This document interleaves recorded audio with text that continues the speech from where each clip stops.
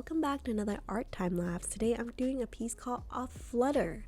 Now it's summer already, so I'm warming up with some like warmer tone colors for the summer. I thought I'll do something that is reminiscent of pieces that I've gravitated towards when I first started off with acrylic gouache, and there's like these ideas of like whimsical loose watercolor along with like these female figure for faces around with flowers and like integrating it with nature. That's kind of like the theme I'm going with for this piece. To be honest, like I'm trying to be as fluent as I can with my piece, but half the time, like sometimes I actually have no idea where I'm going with this piece when I start, and then it kind of like transpires and like tells a story over time. So this is one of those pieces where like I don't have a clear vision in the beginning, and you'll see actually halfway through the piece how I actually change my style, and I actually really enjoyed how it turned out at the end. It was not my initial intention for the piece, but I think like the result was way nicer than I actually thought. So it's always nice when like a piece turns out nicer than you think you would have. So kind of like a lucky break when it works out that way. So anyways, I struggled quite a bit in the beginning putting together this human face. One of the reasons is because when I draw a human face, I tend to just gravitate towards like finishing like the left side of the face and then moving on to the right side, which is not the proper way to do it. Like I don't have a lot of traditional art training, and what I've learned over time is very helpful for you to kind of work on both sides of the face at the same time. So rather than focusing on I'm going to finish this one eye and then work on the second one, you should try to work on both eyes at the same time, and like constantly like stepping back and looking at the piece and balancing it and making sure everything is even. I still struggle with this up to this day, and you can see as I'm doing this piece there is still a little bit of difference between the left and the right eye, and it's not exactly matching, but luckily due to the nature and style of my piece I can correct it later on if I really want to, or like I can put on other designs on top. And the other thing related to acrylic gouache is that when it dries, it's opaque. So technically I can just color over it if I don't like how the eye turned out. So here is the part where like I was a little bit lost in terms of what I was painting with the piece. I was like, oh, maybe I'll make her into a giant flower. So I started drawing these like pink petals around her, and halfway through I instantly regretted it because I'm like, I don't think this looks good and it looks really weird. Maybe a little Cirque du Soleil-ish. And that's not my intention, because I wanted the girl's face in the middle to be like very realistic still, like no harsh makeup or anything like that. So I needed to turn it around, and I was like, you know what, I'm just gonna focus on this other part of the drawing and then come back to it. That's something I would recommend for other young artists, or like other even like beginner artists yourself. If you're struggling with one part of the piece, then like move on, try and work on another part of the piece and then jump back into it. You'll come back with like a refresh beginning and like refresh idea, and instead of just trying to push through on this one part of the artwork that you do not like and it's just not going your way. And other things that I find really helpful is like I would just stop doing my piece. I would go to the kitchen, grab a snack, grab a coffee, grab a tea, or like if I could spare the time, I would go for a walk or chat with a friend. But like I try not to give myself like really long breaks, but like good enough breaks for me to take a breather and kind of relook at the piece in a brand new light. Usually these breaks are between like 5 or 10 minutes. Of course, being a mommy of two, there isn't as much time for breaks, because like I only have a select amount of time when the kids are napping for me to kind of work on an art piece. So I try to limit my breaks, because I will not really have time to sit down and draw later on. And here, as you can see, focusing on the face itself, I think it actually turned out by me dialing back and not focusing on like the odd abstract flower petals that I did, just like going back to the face. And then like I wanted the face to kind of blend in nicely with the background, so I figured adding on like these whips and curly hair would be really nice with the soft and like curved lines. Kind of reminds me a little bit more, it's a little bit more natural rather than like the harsh outline of the face itself. And then I wanted to play with some fun colors for this piece as well. I was not set on the color scheme, whether it would be just like dark purples, cobalt blues. I also want to find colors like maybe neon pinks and maybe like some aqua colors that are great for the summer.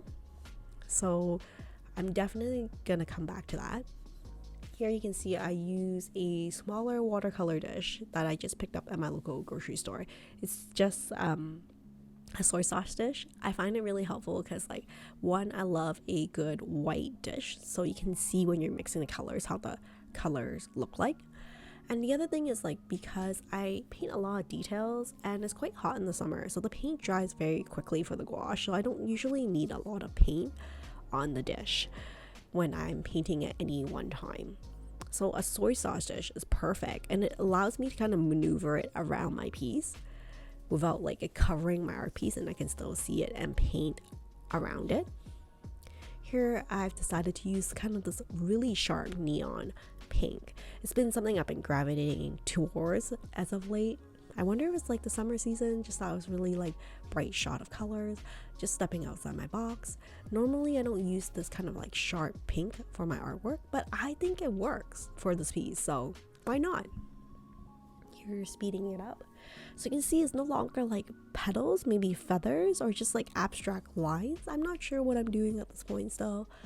But I thought, I'm like, hey, why don't we layer on some colors, add a little bit of a dimension to the piece, make it a little bit more 3D, a bit more interesting, because right now it looks pretty flat to me. So here I'll speed it up so you can see how it looks like. To be honest, like, speaking from the artist's point of view, at this point I was pretty disheartened by this piece because like I thought that I had a pretty good face going on. You can see that two eyes are still not like evenly matched, which I'm not in love with, but like I had spent like a fair amount of time on this piece already, and like it's not coming out as I expected, so I was really disappointed. So here I'm like, maybe I can salvage it by like adding other colors, and at the same time as I'm adding colors to like around the face itself, I'm adding a little bit of the tints of colors on her face, so like it's almost like the light is reflecting off these abstract lines on the side onto her face, and also makes the piece a little bit more wholesome, more cohesive when you have like the colors integrated throughout the piece rather than segmented on sections of the artwork.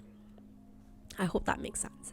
So here I want to slow it down for you because like I want to show you like I've actually spent a long time on this piece already. I think it took me around a week, 2 weeks, and it still wasn't there, so it was majorly disappointing.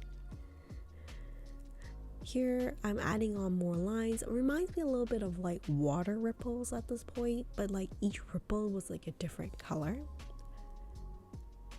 I wasn't confident about my color choices as well.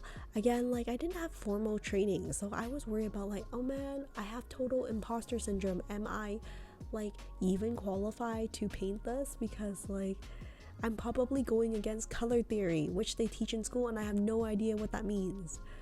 So I at the end I just pushed through. I was like, it's okay, let's just go with it. I spent that much time on the piece already, like can it get much worse than this? And the answer is it could, and luckily it didn't. So here you can see I added on the aqua color, and like having the colors kind of drip through and spread out from the face. Almost looks like a lion's mane, but she's not a lion, maybe like a flower mane around her head. Looks very abstract, and I'm leaning toward more abstract artwork lately, so kind of works out in my favor. So here I'm using like a bright red color along with like a crimson color mixed together to add on like the outlines for the piece. I was also thinking this piece would be really cool if one of her eyes was like different color than the other. Here I'm adding on the darker outlines, but I didn't want to outline the entire piece. Also wanted like it to symbolize nature at this point. How like this female is blending into nature. And like, so I'm gonna add in on some leaves and some butterflies on top. At the end, I think like the piece was not what I intended to start out with, but it turned out okay. It was like a nice experiment for me to try things out. I love the idea of adding these abstract lines, and like I don't know how to describe it. I feel good about it, and I think that's good enough for me then.